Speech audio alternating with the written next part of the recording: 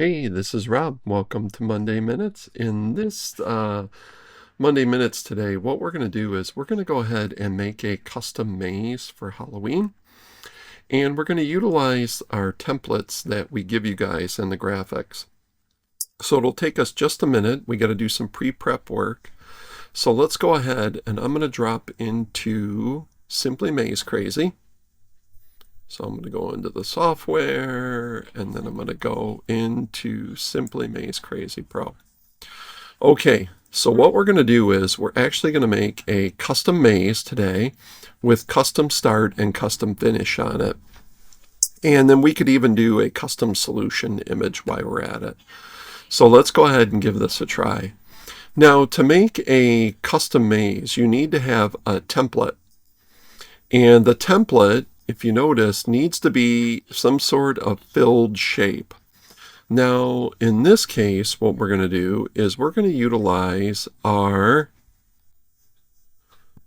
let me get this over here for us. These were from our templates. One of the template things we had was a bubbling croc. And let me go ahead and show you. You might have seen this image here. I know it's dark on my system. That's because I run dark theme and it's transparent. So what I'm going to do is, we got a little pre-prep work to do. I'm going to go over and you can use whatever you want. In this case, I'm going to see it's this. But I went ahead in Photoshop and filled it in already. Let me open and show you what I have done here. And I have created a croc outline. Okay, and then I've enlarged it a little bit to make it a little easier. So now what happens is when I bring it into Simply Maze Crazy, I can do this, and there it is all nice. And then I can enlarge it, make it nice and big if I want it, small. About right there should be pretty good. Now, what that's going to allow us to do is we're going to be able to make a nice maze to put in here.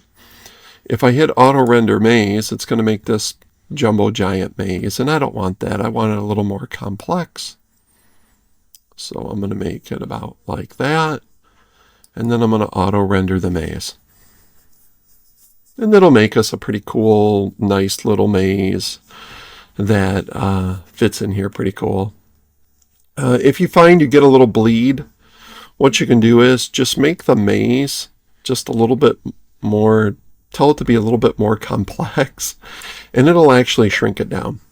So without re-rendering it, you can actually change the size a little bit. So there it is. There's my maze.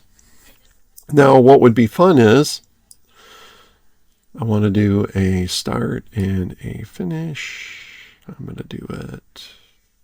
Can I do it like that? Nah, I don't like that. Can I do it over here?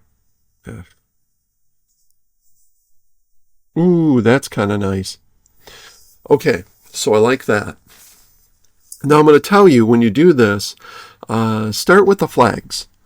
Okay, because the flags are pinpointed from one location to the other. They're at the bottom. And you'll see when I replace the graphics why you want to use the flags.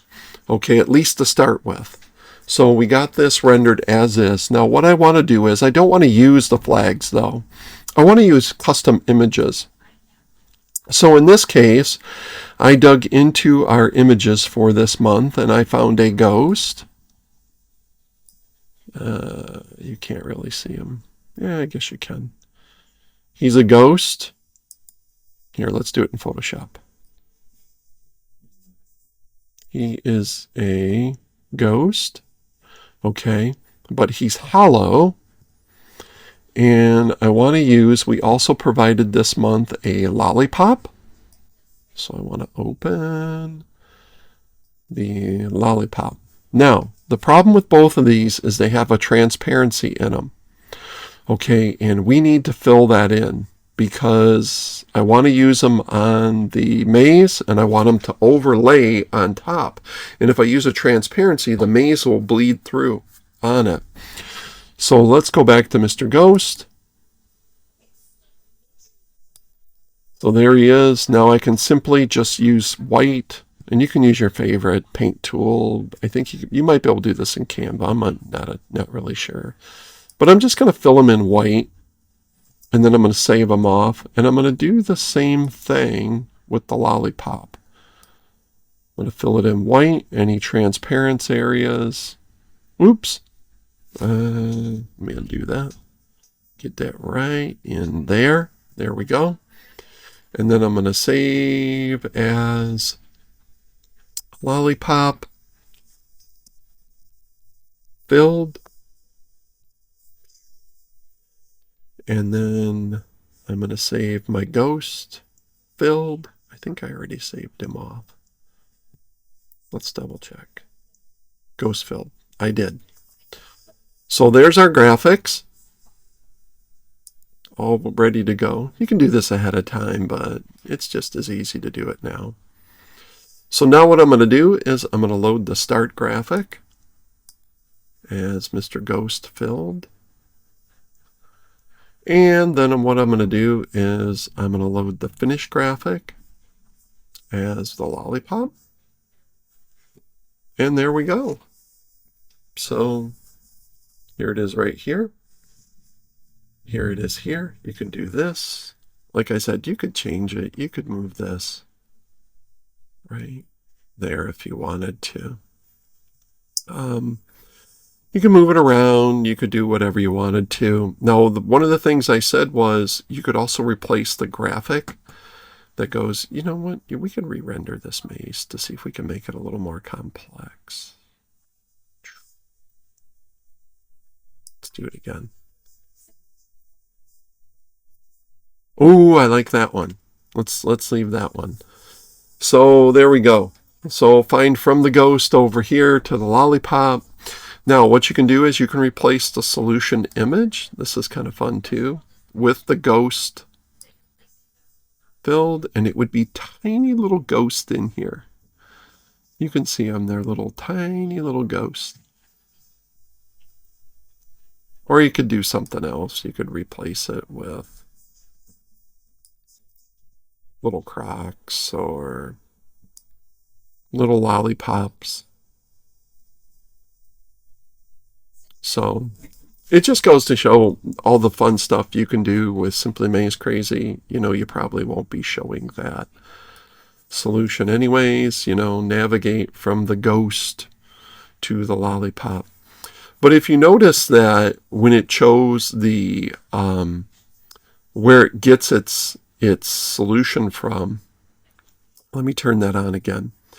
It uses the bottom point. Now you can offset this, but it's kind of hard to position. That's why I said to use the flags when you start. It just makes it that much easier to do. So, all right, so I hope you like this. It was kind of a fun thing. I am going to do this. I am going to turn off the solution. I am going to download the PNG.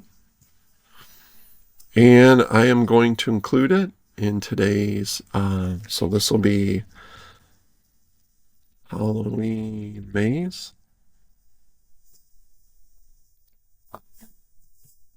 And then I'm going to include the solution, and I'm going to download that.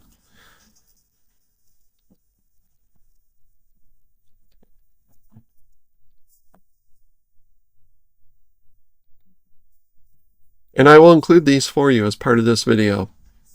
So look in the thingamabobber below, and you can actually download these and have fun. I hope you enjoyed this little quick tutorial video on how to make Halloween mazes or any sort of shape maze using your provided graphics that we give you. And you could use your own graphics naturally, but I thought it'd be nice to show us actually using our template graphics. Take care, and I'll see you in the next Monday Minutes.